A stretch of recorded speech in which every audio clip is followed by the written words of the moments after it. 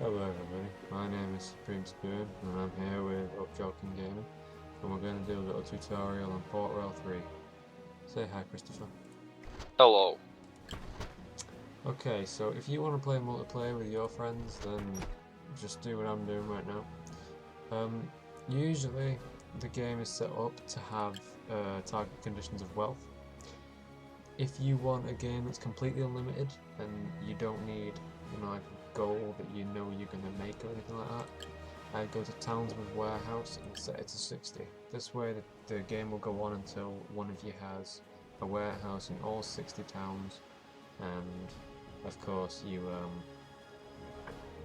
never get that far unless you intend to get that far.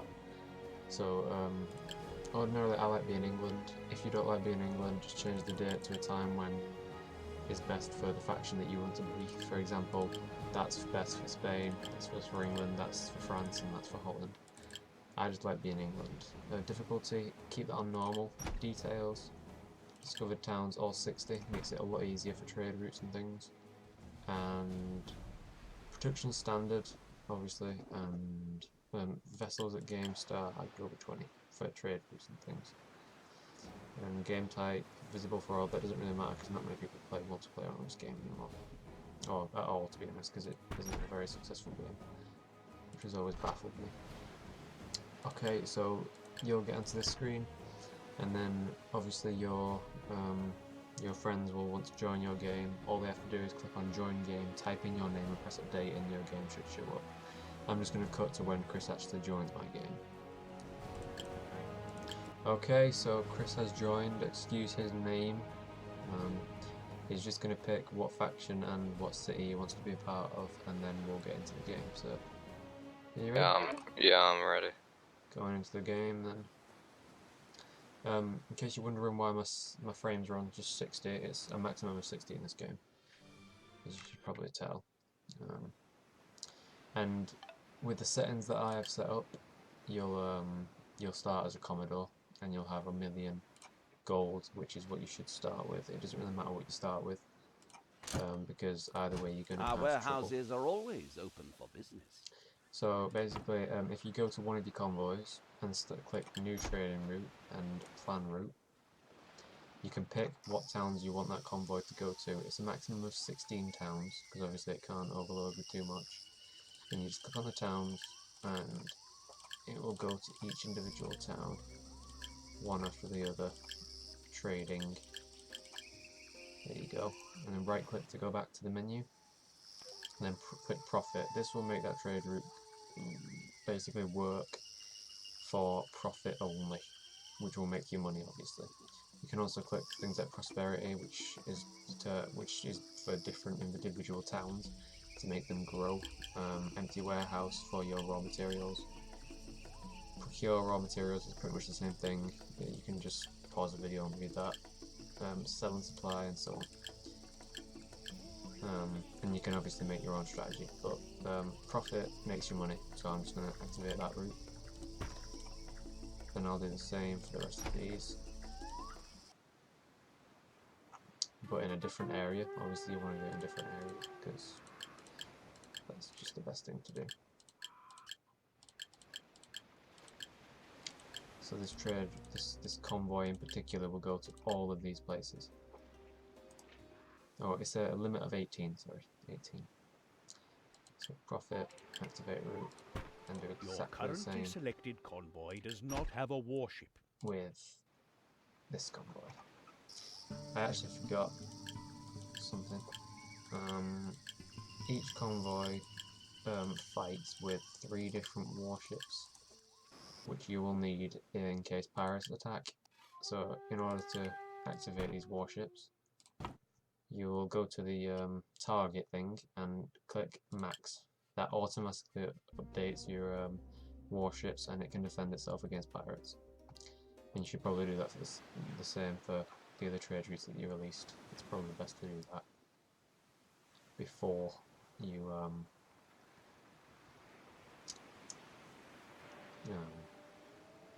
set off your trade routes. Also risk. Yeah.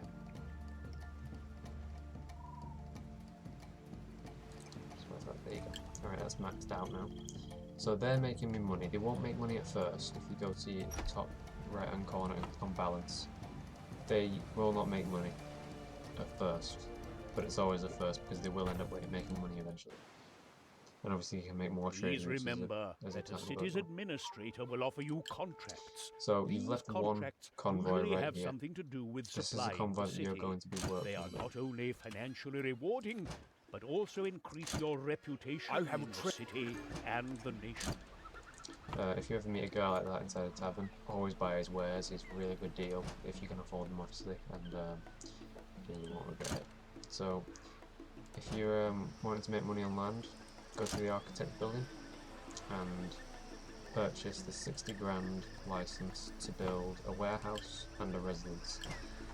And to build the next, to purchase the next license, you'll need 3 residences. But I usually make about that many, because I'll be making a lot of these plantations. Because you have to buy the first license is 60 grand for A convoy is in trouble. residences, and the second license is 70 grand for everything else. Everything else here, you'll need a second license for, unless you take over the town by attacking it, which you'll have both licenses instantaneously. Big word.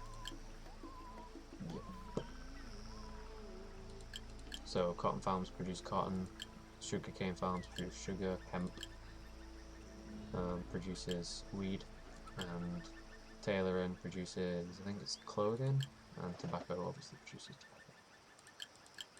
tobacco. So we'll wait for those to build, 10 days till that one's built. These ones with the bricks next to them, that means they need wooden bricks in order to be built. So I can just get my convoy by clicking on that little anchor there to select it if you've not already selected it. Go to a completely different A town. convoy is in trouble. Click on this thing here, which brings up the market, and then buy the bricks and wood,